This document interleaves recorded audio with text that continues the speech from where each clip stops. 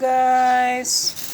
Good morning everyone! Ito guys, ito pa yung sobra nung binili sa pamangkin ko nung Sunday. Biniltihan niya sa akin ito guys.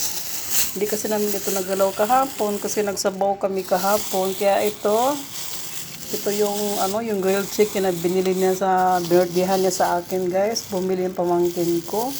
So, naisipan ko na magluto tayo ng pansit at ito yung gawin natin pang sahog. Pero hatiin natin ito guys kasi medyo marami-rami pa ito guys eh. Marami pa siya guys. Oh, ang sarap guys.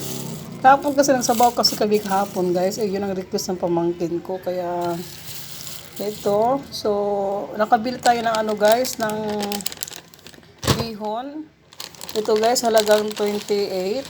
Ito, 2 piraso. Iwan ko kung 1/4 ba ito o 1/2, di ko alam. So, meron din siyang guys. Bumili din tayo ng Canton. Magic Touch. Ayan ang ating Canton guys. Ihalo natin dyan sa bihon. So, meron din tayong onion rings. Halagang 5 piso. Ito guys, 32 pesos ito guys. Ito, malit lang siya. Onion rings, 5 piso. Meron tayong pang dagdag lasa. Kinchay, 5 piso. At nakabili tayo ng kalamansi guys. Halagang 4. Buti nakabili tayo ng 4 kalamansi. Ito guys, bell pepper natin. Asan na yung bell pepper natin? Ito. Bell pepper is halagang 7 pesos. Ito guys, may bawang, may sibuyas tayo. At meron tayong luma na guys, na medyo na na siya.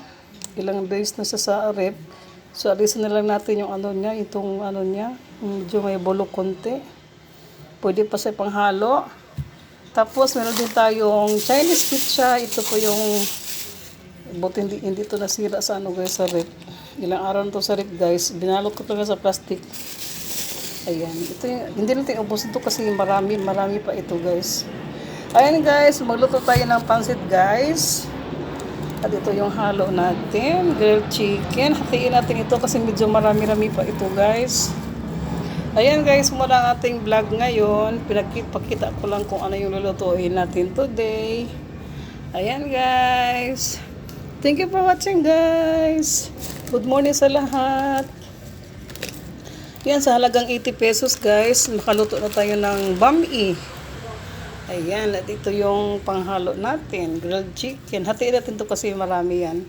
Bye-bye guys! Thank you for watching guys. Good morning sa lahat.